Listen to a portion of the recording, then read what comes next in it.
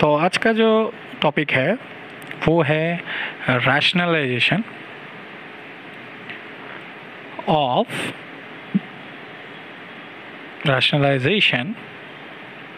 Of irrational numbers. अब इसका मतलब क्या है, जो इर्रेशनल नंबर्स होते हैं उनको रैशनलाइज करना पड़ेगा। अब तुम लोग पूछोगे कि भाई इर्रेशनल क्या होता है, पहले बात तो वो बता दो।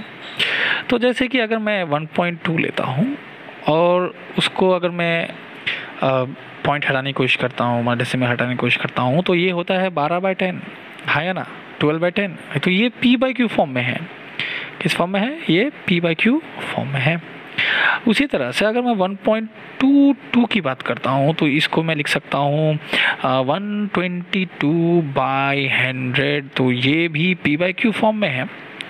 लेकिन अगर मैं देखूं कि चलो ठीक है, अगर मैं ऐसा नंबर लेता हूँ कि बार बार आ रहा है लेकिन ख़त्म नहीं हो रहा है, लेकिन और अलग अलग नंबर्स आ रहे हैं, इनको बोलते हैं नॉन रिकरिंग और नॉन टर्मिनेटिंग। ठीक है, तो इनको हम लोग p/q फॉर्म में नहीं लिख सकते। इसका मतलब ये जो नंबर्स है वो क्या है? वो है इर्रेशनल नंबर्स।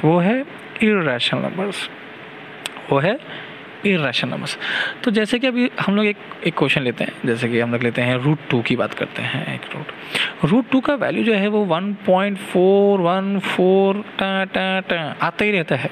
इसका मतलब ये है कि हमारा जो √2 है वो एक तरीके से इर्रेशनल है। ठीक है, अब समस्या ये आता है कि मुझे इस इर्रेशनल नंबर को रैशनल करना है। अब रैशनल कैसे करेंगे तो आगे जानते हैं, है ना। अगर सोचो कि मैं एक नंबर लेता हूँ, जैसे कि लेट्स टेक a, उसको अगर सेम नंबर के साथ इंटू करता हूँ तो उसका आंसर क्या निकलेगा? a², हाँ या ना।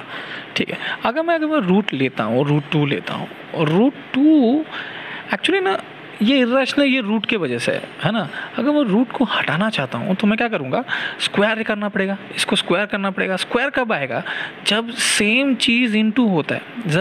जब सेम चीज़ को मैं इंटू करता हूँ तो वो स्क्वायर हो जाता है। इसका मतलब ये है कि इस नंबर को अगर मैं सेम इसके जैसे ही एक नंबर को मतलब √2 के साथ मैं इंटू करूँ तो ये हो जाएगा √2 का स्क्वायर।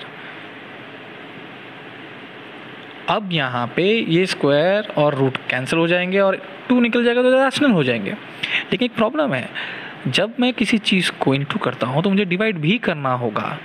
ठीक है, तो जिसकी वजह से यहाँ एक √2 आ जाएगा, है ना। चलो अब ये और ये गेट कैंसिल, क्योंकि हमको पता है कि रूट का मतलब पावर हाफ होता है। तो पावर अगर 1/2 है, 1/2 और ये 2 कैंसिल हो जाएगा तो आंसर 2 बचेगा। तो इसका मतलब है कि मैं √2 को लिख सकता हूँ कुछ 2/√2। अब यहाँ पे देखिए ये एक रैशनलाइज हो गया ऊपर का, लेकिन नीचे का जो है वो इर्रेशनल ही रहेगा। इसका मतलब ये है कि हम √2 को रैशनलाइज कर तो रहे हैं लेकिन कोई पार्ट जो होगा वो इर्रेशनल ही रहना पड़ेगा, क्योंकि ये पूरा एज ए होल एक इर्रेशनल नंबर है। इसका मतलब है कि कोई ना कोई पार्ट तो बेचारा इर्रेशनल रहेगा, इसलिए ये एज ए होल एक इर्रेशनल ऐसा काम करेगा। और यही एक तरीका है रैशनलाइज करने का एक इर्रेशनल नंबर को।